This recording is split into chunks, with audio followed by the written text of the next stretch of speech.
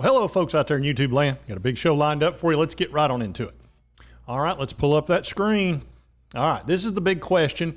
Which freshman will explode this year in 2022? And these are my top 4 candidates. We're going to talk about them a little bit. Now, it could wind up being another freshman, but I think these are the top 4 that are most likely to take off this year and really help us out. All right, so I've got my choice, who I think is going to really jump out there and really help us. But the coaches seem to think it's either going to be Squirrel White or Sampson. I'm leaning toward Squirrel White, but they're talking really high about Sampson, and really there's a need at running back as opposed to wide receiver. We're in a little bit better shape because we didn't have the injury like they did in the running back area. And then, of course, Dixon not panning out either. So we're a little bit short-handed at running back. So that gives Sampson a little heads up as far as being able to take off this year and get some opportunities. Then we're going to talk about the 2 freshman edge rushers, the 4-stars, that could wind up being fantastic long-term, and we may get to see them this year in some real important areas, these third down and longs, where they could really put some pressure on the quarterback. Because if you do not pressure the quarterback in the SEC, they're going to kill you. Because the rules are all in favor of offense. The defense can't do a whole lot. They can't really touch the wide receivers. And these quarterbacks are good. The SEC has a loaded boat of really good quality quarterbacks, and they're getting better every year with these 7-on-7s. So you've got to pressure them and harass them. That's all there is to it. So let's start out with Squirrel White.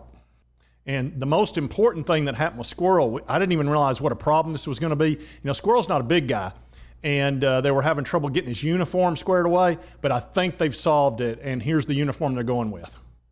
Yeah, right here. So I think we're going to be okay. Squirrel should be able to play, no problem. It was tough getting the helmet to fit and all of that, but I think they got it squared away. Now, one of the things about Squirrel is he is incredibly fast, and if you watch him in one of these highlights here, you can see when he takes off, he's gone. I mean, like I say, the cameraman couldn't even keep up with him. I mean, look at that separation right there. That's insane.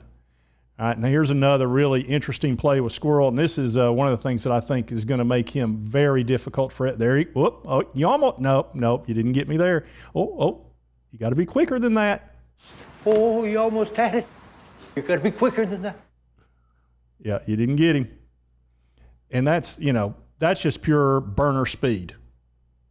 And here's another one where he just literally I'm gone. You can't keep up with me. Look, total separation. He had to come back for the ball. So as you can see, the big attribute, well, there's 2 attributes. Number 1, super speed, and number 2, he's incredibly elusive. You saw him just basically leave those guys in the dirt. When they tried to tackle him, it was kind of ridiculous. And that's really, when it comes to all 4 of these players, they're all really, really fast, and that's what Heupel and Golish want. They want speed. I feel the need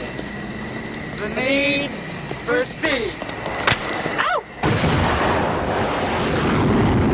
Yep, they are feeling the need for speed. Well, they got it in these guys. So let's take a look at Dylan Sampson, and this is the one the coaches think might help the most. And this fella's like 5'11", 190, so he's not a big back, but he's really, really fast. He's going to be probably one of the fastest players in the SEC this year and for the next 3 or 4 years. And here you see him just take off, and nope, you're not tackling me, and nope. And I'm going to, no. I mean, that's just pure elusive speed right there. And this guy makes these kind of plays all the time, according to the coaches. They're saying he's doing this in practice as well, where he just, they can't seem to tackle him, and he winds up making big play after big play. So he could be outstanding over time.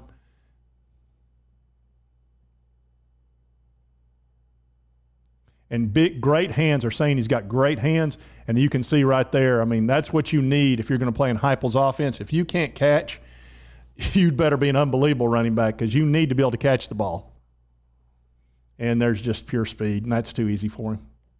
All right, so that leads us to the 2 guys on the bottom here. These are our freshman edge rushers, and they could really be important to this team over time. And they might very well be important this year, because we've had too many 3rd and longs where they've couldn't get off the field. And it's because we're not putting enough pressure on the quarterback. And these 2 guys are really good at that. So let's start out with Joshua Josephs. And here you see, okay, you're not getting around me. He's too fast and strong. And here, he'll watch him go around the tackle right here. No, he just throws him straight down. Now, you're not going to be able to do that in the SEC, but he might be able to do that his junior and senior year if he puts on 20 pounds. But he's just too fast for high school. And you could see him becoming a very important part of our defense over time. I mean, he's very powerful. So that should help a lot.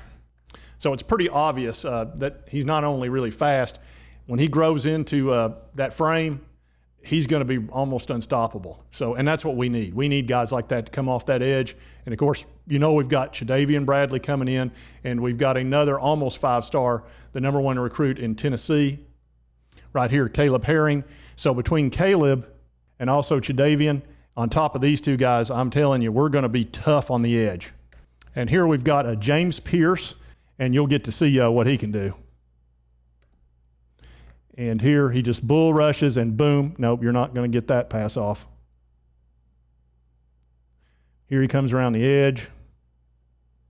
Just power, bull rush, knocks you down. Here he does a little delay.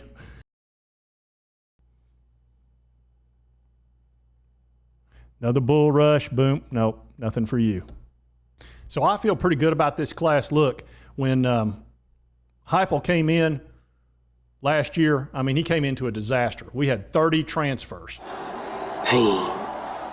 All right, and he's trying to recruit in a nightmare scenario. So to pick up these quality players like he did is really terrific, and we'll have even better players coming in this coming year because he hasn't been trying to recruit with a cloud over his head. You know, this is kind of a new era for Tennessee, and the way they're playing football is very entertaining. That offense is incredible. If we can get our defense lined up, we're going to be very difficult to deal with, especially with Nico coming in. You know, when you've got a 5-star plus quarterback, that's the most important position anyway. So we could be exceptionally good. And you got to be good at quarterback, and you got to be good at edge rusher, and we're going to be good at both. So I'm pretty excited about this year, and I'm also excited to see what these 4 guys can do. Like I said, I think Squirrel White might be the most exciting one, but gosh, they're all awful fired up about Sampson. And these 2 guys may need a little bit of time to mature, but we may see some real lightning in the bottle out of these 2 guys as well. And if you like this content, be sure to hit that like button. Lets me know to continue to cover the Vols. And if you haven't subscribed, hit that subscribe button. I'd appreciate it. And we'll see you next time on Sports Talk Jay.